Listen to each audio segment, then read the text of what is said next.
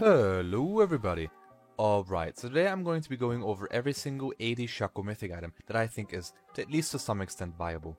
Now, I'm not going to go over every single mythic item, only the ones that I think are good for, or at least decent for 80 Shaco.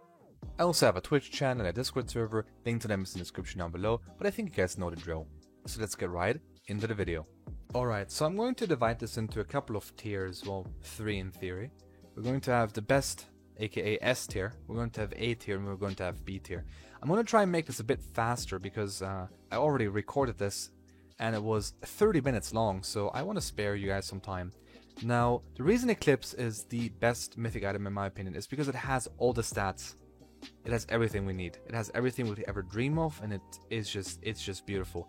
The stats themselves might not look too impressive. 5580 is okay, 1830 is okay, 8% Omnivamp, that's pretty nice. But if you compare that to Prowlers and Duskblade, we have less 80 and we lose out on Spell Haste. We also have a bit less Lethality, but that's fine. Now the reason this item is so broken is because it has on-hit damage, quite decent on-hit damage, it has the Omnivamp, it has the movement speed buff, it has the shield. It is very crazy, and on top of that it has the mythic passive with 4% armor penetration per legendary item.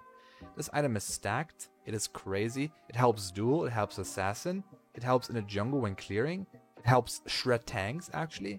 So this item does pretty much everything in one without like sacrificing anything per se. So that is just why this item is so great. Now for A tier we have Gale Force. Now the problem I have with Gale Force is when I play this item and you make the argument that 60% crit chance is super broken and we want to rush 60% because empowered crit from Infinity Edge and blah blah blah, all that stuff. I agree, it's very powerful to have Infinity Edge, third item already, and have 60% crit chance as soon as possible. The thing is that Gale Force has a 90-second cooldown, which in my opinion is way too long. I've had so many scenarios in which my Gale Force is on a 20-second cooldown and I can't get the kill because, well, my Gale Force is on cooldown. Also, you don't have early game lethality, which is probably my biggest reason why I don't like this item too much. You guys are sleeping on how broken lethality is on in League of Legends at the moment. The first spec, level 4, 1100 gold, Serrated Dirk, you are insanely strong. Try and fight a Shaco with a Serrated Dirk at level 4.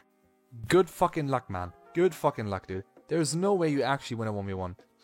It is so strong. It is really, really strong. It helps clear the jungle because the jungle camps have very, very low base armor. And it helps against champions because they also have quite low base armor. Not quite as low as jungle camps, but also very low. So that is the only reason I think Eclipse beats Gale Force. The cooldown and the lethality. Otherwise, Gale Force is also a great item. Now, Prowlers is a bit of a sticky one because the way I see it is, it helps you one-shot and it probably gives you the highest damage output possible, depending on what build you run with this. But once the item is on cooldown, and you're not running a crit build and you're not super fed, you don't really have that much damage. And that is the reason why I think it is not quite on par with Eclipse. Because Eclipse always gives you something. It doesn't have a cooldown basically. It does, but it's like 8 seconds I think. So yeah, I honestly think Prowess is good too. It basically secures you a one-shot. You can also use it to like smite Dragon for more damage and smite Baron, like good when stealing and stuff. But yeah, it gives you a one-shot and it does that well, but after that it's kind of useless. Now Strikebreaker is not that great anymore. I would honestly want to put it down here, but a lot of people like this item and I still do like this item and I still think it's better than most of these. Now, the reason Strikebreaker used to be S tier, it used to be on par with Eclipse in my opinion, is because it gave us a clear item to help our very bad clear and also have everything else that we need. Now with the box buffs though, we basically don't have the problem regarding clear anymore. So we don't really need the clear aspect of Strikebreaker anymore. By putting 2 or 3 points into our box early on, we already have enough clear speed for the first 15 to 20 minutes of the game without ever struggling. So I don't think it is as appealing anymore to buy this item. It's still good because you still have a dash that also slows, that also deals damage. So it is really packed. It has attack speed, it has 20% ability haste, it has health and 80. And it has a movement speed as a mythic passive. So it is cracked in terms of stats. It's just that we're paying for the Iron Whip early on, which I don't think is that great. It does have damage. It kind of acts like the old Tiamat, but I don't know. I'm just a very big Eclipse fan, and this doesn't quite cut it, in my opinion, to match Eclipse anymore since the box buffs.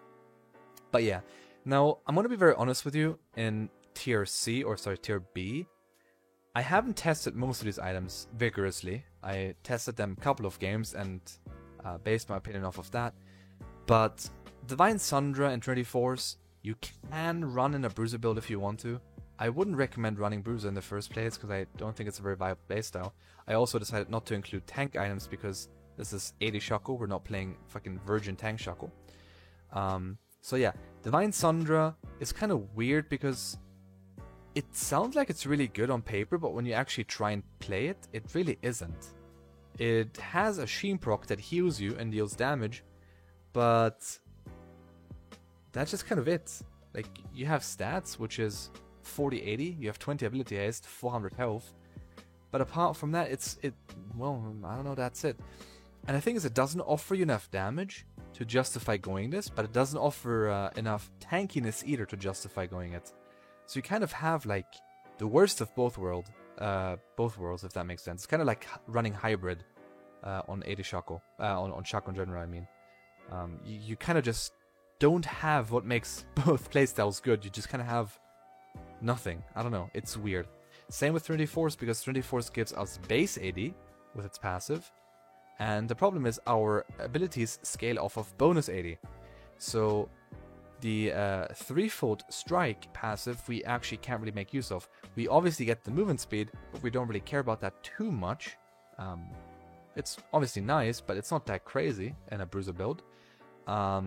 And the honor damage scales off of 200% base attack damage, and Shaco's attack damage is very, very low, at least the base one. So this proc is not going to deal a lot of damage. And since we need to be in combat first to actually stack up our base AD with the passive, you're probably not going to make use of the empowered base AD proc. So honestly, not that great. This item is going to get changed in 11.7, but my opinion is going to stay the exact same. It's not going to be better. The changes aren't going to make this item any better for Shaco. Now, Duskblade.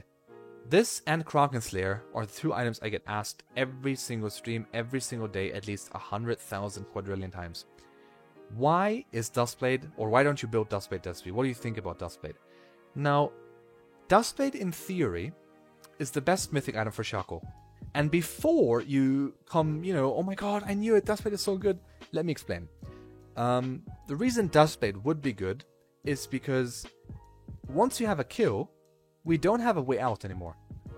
Our Q is usually down, or R could potentially be down, or you would prefer keeping it because you, well, I don't know, don't want to use it. Or it's maybe already on cooldown, as I said.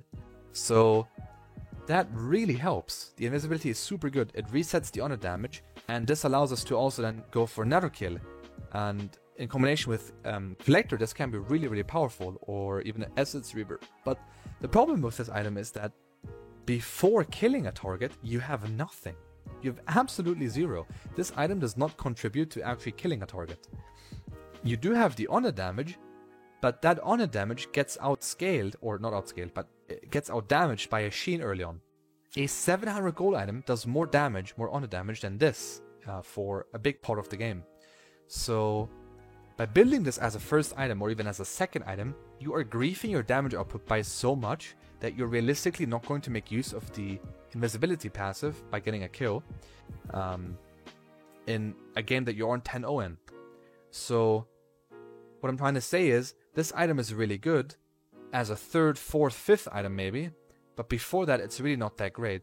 So I haven't tried this yet, and I don't think it's very efficient, but maybe after we have Infinity Edge in the Eclipse build, we could potentially sell Eclipse and buy Duskblade. But even then, we have the Omnivamp, we have the spell, the shield, we have the movement speed buff, we have the armor pen from Eclipse. I don't know. Duskblade is just not it. I'm sorry, guys. I would love to make this item work, and I would love to build it every game because it's very gimmicky and it's very fun. But it's not it, man. I'm sorry. Gore Drinker is not a great item anymore. You can run it.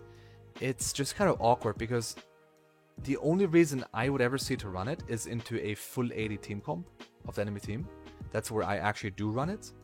So if the enemy team is full 80, full physical damage, usually that means they're very melee oriented.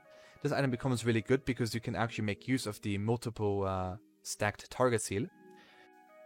In that build I would go anything that gives me armor, which is Ninja Tabis and then stuff like Deadman's Plate, Thornmail, and then Gore Drinker. And that allows me to survive for a very long time, while also having quite decent damage actually, at least onto squishy targets. Onto tanky targets not that much, but that's what I have your team or my team for usually. But in most cases I wouldn't recommend building this item. At least I haven't found a way to make it work reliably and make use of it too much. Kraken Slayer is also another item that everyone and their mother wants me to run, and I don't know why. People always tell me, but Desby, you have 20-minute Baron and it's so broken, and that might be true. You can maybe solo Baron at 20 minutes, but in the elo that I play in, people ward Baron at 20 minutes, even before 20 minutes actually. So even if we ignore that, is that really worth going, you know, a build for, just so I can potentially solo Baron at 20 minutes? I don't know. And even if we actually think further and, you know, pretend like this item has more to offer than it actually has, then I still don't see the point in running it, honestly. The only reason I would ever see in running this item is to shred tanks, and that's actually something it does really well, so I gotta give it credit for that. If the enemy team has 3 or more tanks, and you and your team, you know, don't have enough tank shreddage, then go Kraken Slayer. That works. In that case, I would go Kraken Slayer into like Blade of Rune King into something tanky, or maybe even go Kraken Slayer into tanky right away. But I wouldn't recommend going a crit build with Kraken Slayer. The problem is you're realistically not going to get 3 or more auto attacks in on a non-AFK target, if that makes sense. People are going to kite you, people are going to use flash, people are going to use their escape tools. Unless they're really immobile, which usually are tanks and bruisers, then I don't know. You're not going to assassinate them on Kraken Slayer crit track. Of course you can with enough kills and enough, lead, but why not just go Eclipse and have even more damage and other stats that you can actually make use of properly without having to play against tanks? So Kraken Slayer is not it, honestly. If you guys still want to run it, that's totally fine, and I'm not going to stop you. I'm just trying to tell you that it's really just not that great compared to Eclipse, and you're probably having more of a placebo effect when it comes to winning and stuff. Now, Shield Bow is kind of the same like Kraken Slayer. I don't see the point in running this item. Even less, actually, in Shield Bow than in Kraken Slayer. The shield is nice, but if you play Assassin Shaco, you buy a crit item that gives you a shield, then you're trolling. Because we're supposed to deal damage. We're not supposed to like survive a fight and like soak damage. If you want to soak damage, you go a bruiser build or a tank build, or you go Gore Drinker and then heal up again. But on Shield Bow, the problem is you actually need to be in auto attack range for the lifesteal increase to kick in, or to make use of it at least, which into mobile enemy champions, you really can't do that. That's the problem with Kraken Slayer as well that I have. And even the 700 HP shield at level 18, that's 180 carry auto attack. That's one ability from a mage. If you don't kill them first, they're going to kill you. So might as well just have more burst and kill them right away, because, well, I guess a good offense is a really good defense in this case. Being able to one-shot them before they one-shot you is a lot more valuable than trying to survive their burst and hoping you can somehow kill them while your shield procs. It's really useless. I don't see the point in running this item. So yeah, anyways, I hope that's fairly quick, fairly also in-depth, or in-depth enough for you guys to understand my reasoning. If you have any questions about other items, about the items in the list, or just anything, in the comment section down below, please.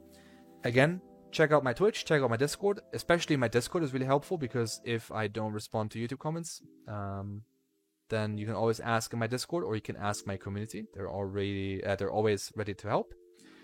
And again, my Twitch just to watch me play some, Grandmaster solo queue or some Smurf queue sometimes. So if you're interested in that, check it out. If not, that's also okay. Apart from that, I hope you enjoyed the video, and I will see you guys in my next one. Peace out, bye bye.